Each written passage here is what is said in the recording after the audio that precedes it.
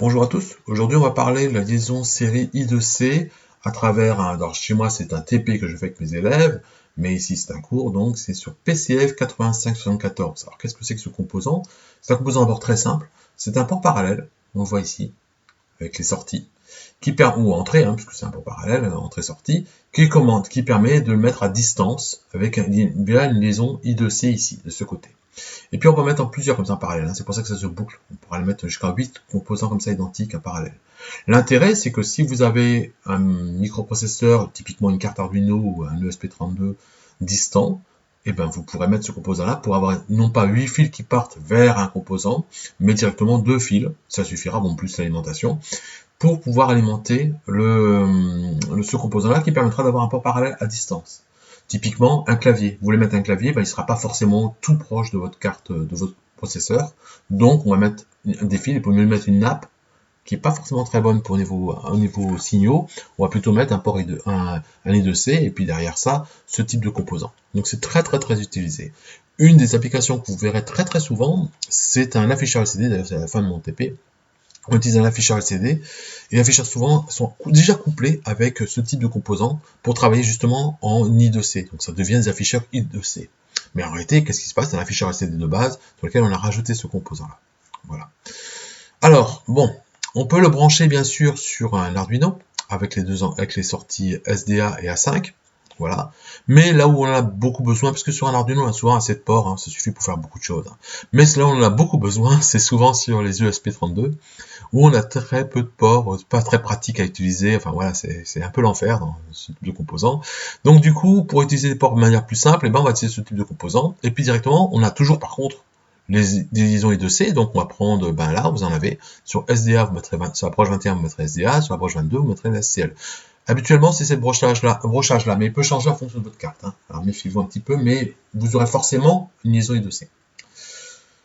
Par contre, au niveau programme, c'est parfaitement le même. On ne va rien changer, si ce n'est que quand on va programmer dans l'IDE, on va simplement définir la carte qu'on utilise. Est-ce que c'est une Arduino ou est-ce que c'est un ESP, puis lequel. Voilà. Mais c'est tout. Mais sinon, vous faites exactement le même programme. Alors allons-y. Alors le protocole, alors moi dans mon TP, c'est un travail où ils doivent faire des recherches et puis créer le programme. Ici, on va faire toutes les recherches à votre place. Donc l'I2C, qu'est-ce que c'est comme protocole? On va utiliser un protocole. On va d'abord chercher à savoir à quelle fréquence on va travailler. Donc il faut chercher dans le document constructeur et on va trouver qu'on travaille à 100 kHz. Résultat, on va définir une vitesse, définir la vitesse de l'I2C, ça s'appelle I2C en anglais, ça c'est tout wire interface. Et puis on va mettre à 100 kHz.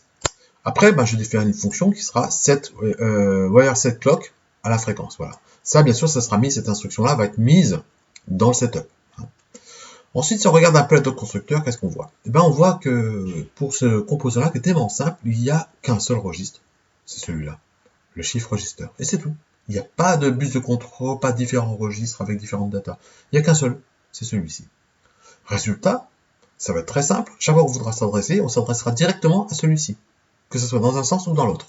Donc ça nous simplifie la vie. Au lieu de pointer d'abord sur un pointeur et après de le lire, on va directement lire le pointeur qui nous intéresse. On va le voir juste après. Enfin, il faut définir l'adresse. Alors l'adresse, moi je ne leur demande pas de scanner l'adresse pour la trouver, je leur demande de réfléchir par rapport à deux constructeurs. Un autre constructeur vous donne ça. Donc ici vous avez l'adresse, si je mets ces trois fils à 0, je vais obtenir 0, 0, 0 ici, c'est ces trois fils là qui sont à 0, et puis ici l'adresse, quand on l'a mis ici, 0, 0, 1, 0, ça donne ça. On ne s'occupe pas du RW, on l'a dit que dans l'I2C, dans le cours de l'I2C, que forcément celui-ci est rajouté automatiquement par le protocole. Donc nous, notre adresse, elle s'arrête là. Elle est forcément sur 7 bits. On a bien ça fait 20. Et à partir de là, on va définir donc dièse adresse, define l'adresse avec un 0,20. Voilà ce qu'on va faire. Sachant que ici j'ai mis les 3 0. Je peux les changer ceux-ci. Si je remonte, vous voyez ici des petits cavaliers. Et ces cavaliers permettent de le changer rapidement. Voilà. Ensuite, une fois qu'on a défini ça, on va regarder maintenant comment on fait pour écrire. Alors pour écrire, c'est très simple. C'est écrit dans on voit dans le chronogramme ici. Il n'y a pas à choisir de registre, il y a juste un moment à donner juste l'adresse. On mettra un 0 parce que on va dire qu'on va écrire. Vous allez voir que ça se fait tout seul. C'est l'écriture de base du cours de l'I2C. Et puis derrière, les datas. Je l'ai précisé ici, pas de registre. Directement, la data. Une seule instruction write. On va essayer de voir tout ça, comment ça va se faire. Alors la première chose qu'on va faire, pour écrire le programme, on va bien sûr inclure le wire, d'accord, la bibliothèque de l'I2C. Elle est native d'Arduino, vous n'avez rien à faire particulier. On va définir l'adresse, on l'avait vu juste au-dessus. Ensuite, on va passer dans le setup. Dans le setup, ben, on va démarrer l'écriture. Donc si j'ai fait une interface USB pour pouvoir travailler quand même, on ne comprend rien de ce qui se passe. Donc j'ai fait définir un wire begin pour démarrer le lead C.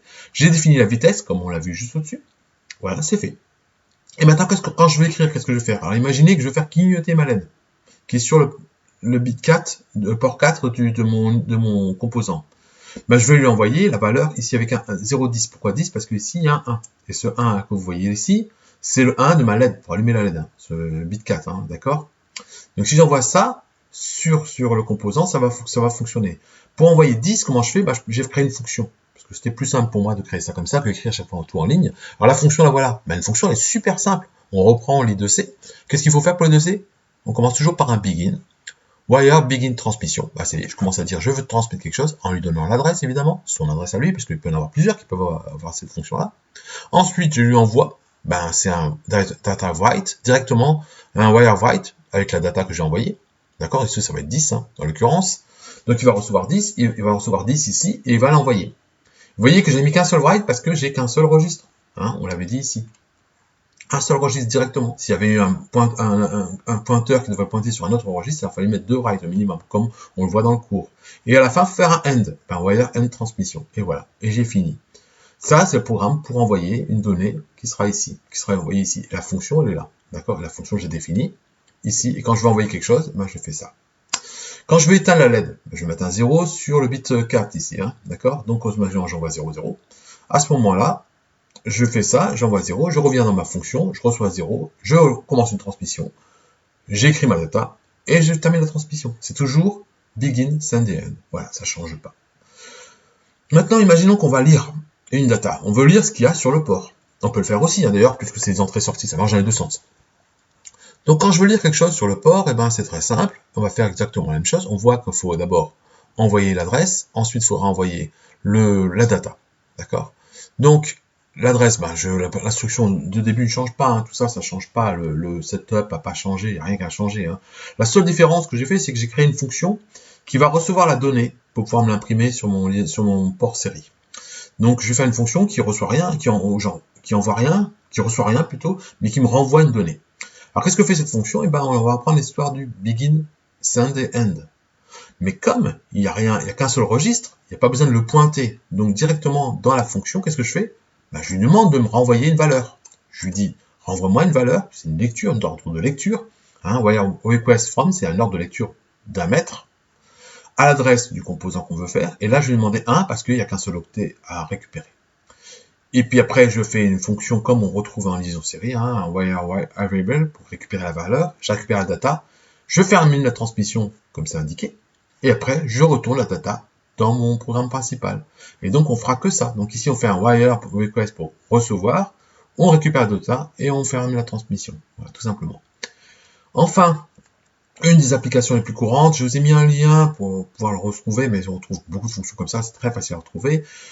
Souvent, ben, on voit un afficheur LCD qui est directement intégré ce composant-là. D'accord? Donc ça devient du coup un afficheur LCD I2C. Alors, pour utiliser la fonction, la librairie liquide cristal, enfin donc un cristaux liquide I2C, eh ben, il faudra bien sûr inclure forcément la wire hash parce que forcément celle-ci permettra de faire les I2C. Donc ça inclut ça. Après, les fonctions sont intégrées là-dedans. Voilà. J'ai fini ce cours.